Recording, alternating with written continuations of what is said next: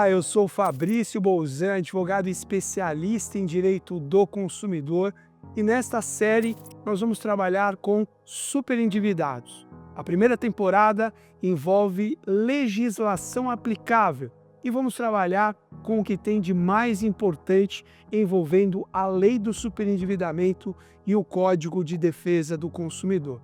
No episódio 1, vamos trabalhar com o superendividamento, questões socioeconômicas. Segundo pesquisa elaborada mensalmente pela Confederação Nacional do Comércio de Bens, Serviços e Turismo, a CNC, o Brasil possui 80% das famílias em situação de endividamento, com dívidas vencidas e a vencer em razão de cheque pré-datado, cartão de crédito, cheque especial, carnê de loja, crédito consignado, empréstimo pessoal, prestação de financiamentos de veículos e de imóveis. Nem todas as famílias entrevistadas estão em situação de superendividamento, em que pese a estimativa de mais de 70 milhões de brasileiros encontrarem-se nessa situação. Vale lembrar que para um consumidor endividado, transformar-se num superendividado é questão de pouquíssimo tempo, na medida em que a dívida vai virando uma bola de neve que, na grande maioria das vezes, acaba engolindo o consumidor e toda a sua família. A Pesquisa Nacional de Endividamento e Inadimplência do Consumidor, a chamada PEIC, como é denominada a pesquisa da Confederação Nacional do Comércio, é realizada desde o ano de 2010, entrevistando cerca de 18 mil pessoas todos os meses em todas as capitais dos estados do país, mais o Distrito Federal. Suas conclusões podem ser facilmente acessadas no site da Confederação Nacional do Comércio. A metodologia de pesquisa apura importantes indicadores de endividamento e inadimplência, que possibilitam traçar um perfil do endividamento, acompanhar o nível do comprometimento do consumidor com dívidas e a percepção em relação à sua capacidade de pagamento. Com o aumento da importância do crédito na economia brasileira, sobretudo o crédito concedido ao consumidor que o utiliza muitas vezes como complemento de renda, o acompanhamento desses indicadores é fundamental para analisar a capacidade de consumo futura. Os principais indicadores da pesquisa são: percentual de famílias endividadas. Analisa os consumidores que declaram ter dívidas na família nas principais modalidades. Principais tipos de dívidas: entre cartão de crédito, cheque especial, cheque pré-datado, crédito consignado, crédito pessoal, carnês, financiamento de carro, financiamento de casa e outras dívidas. Nível de endividamento: entre muito, mais ou menos ou pouco endividados. Tempo de comprometimento com dívidas: até 3 meses, de 3 a 6 meses, de 6 meses a 1 ano e maior que 1 ano. Percentual que não terá condições de pagar dívidas: percentual dos que afirmam que não terão condições de pagar as dívidas em atraso no próximo mês e, portanto, permanecerão inadimplentes. Tempo de atraso no pagamento: até 30 dias, de 30 a 90 dias e mais que 90 dias. O percentual de famílias que se consideram muito endividadas aumenta a cada ano.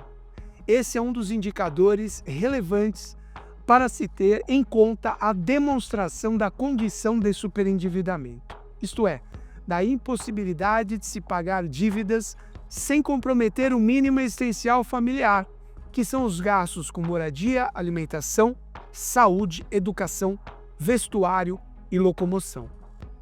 Outro indicador importante para identificar a situação de superendividamento envolve a parcela média da renda familiar que está comprometida com a dívida. Nesse tocante, a pesquisa da Confederação Nacional do Comércio concluiu que a proporção das famílias que afirmam ter mais de 50% da renda comprometida com dívidas aumentou consideravelmente nos últimos anos. O grande vilão e responsável pelo maior percentual de endividamento das famílias brasileiras continua a ser o cartão de crédito, seguido do cheque especial. No entanto, vale destacar o crescimento do crédito consignado, especialmente aquele concedido de forma abusiva às pessoas idosas, como um perigoso modelo de concessão de crédito gerador de superendividamento no país. Alguns exemplos de abusos no fornecimento e utilização do crédito. Primeiro, cartão de crédito como complemento de renda. 1 em cada 5 usuários de cartão de crédito, 20%, portanto, fazem desse meio de pagamento uma renda complementar. Segundo pesquisa do Serviço de Proteção ao Crédito, SPC Brasil, e da Confederação Nacional de Diretores Lojistas, CNDL. Ou seja, são consumidores que utilizam o cartão para continuar comprando mesmo quando o salário do mês já acabou.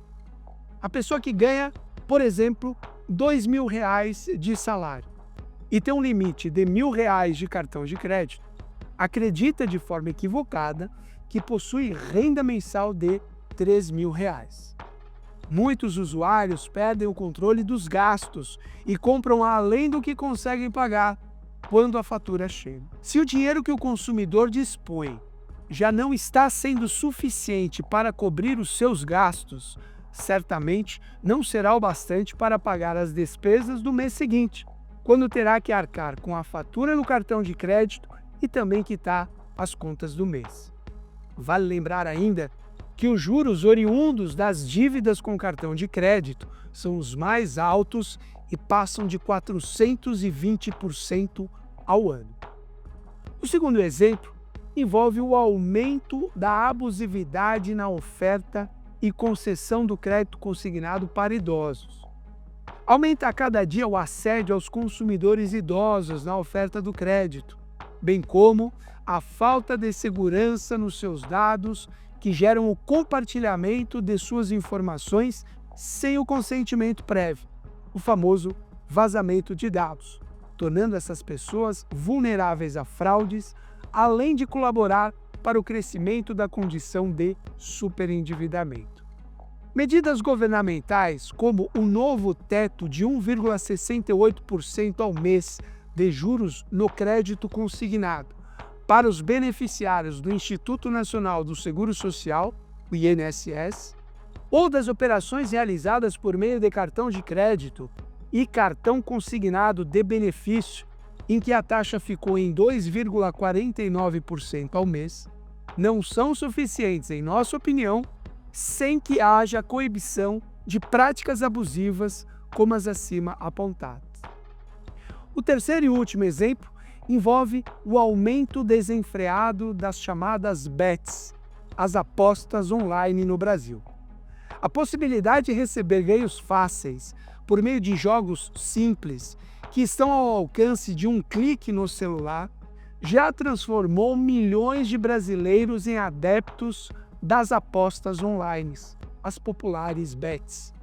Levantamento da Sociedade Brasileira de Varejo e Consumo, a SBVC, mostra que mais de 1/3 da população, ou seja, 38% dos brasileiros, já se arriscam nessa prática e 63% deles comprometem seu orçamento por conta desse vício. 64% usam dinheiro de sua renda principal para gastar com essas apostas, 19% já deixaram de fazer mercado para gastar com as bets e 73% dos apostadores pertencem às classes C, D e E.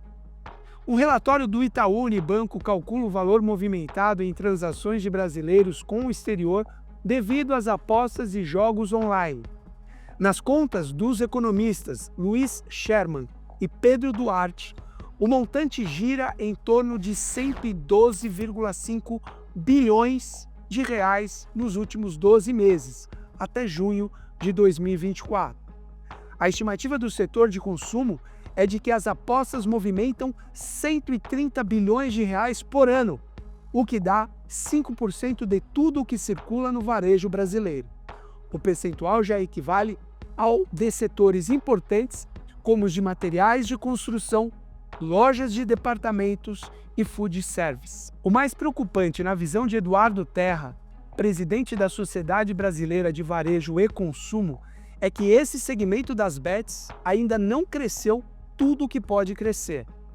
Diante dos assustadores números acima apresentados, andou bem o legislador ordinário em finalmente aprovar o PL 3515, que chegou à Câmara dos Deputados em 2015, após ter sido aprovado no Senado Federal sob a denominação de PL 283 do ano de 2012.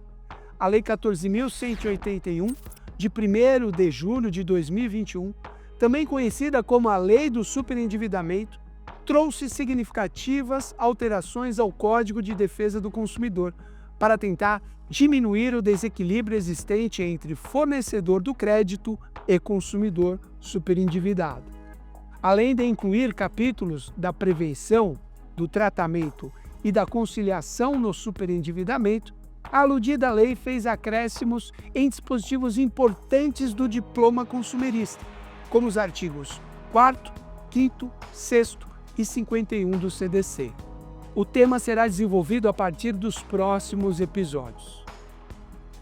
Se você conhece alguém que está em situação de superendividamento e não possui condições financeiras de procurar profissionais especializados para ajudar a sair dessa situação, encaminhe essa pessoa para o Instituto Nacional de Defesa dos Consumidores Superendividados, o INDEX, acessando os sites www.index.com.br ou www.planodepagamento.com.br. Se você é operador do direito, recomendamos o aprofundamento do estudo do tema em nossos livros Direito do Consumidor Esquematizado e Lei do Superendividamento, Teoria e Prática.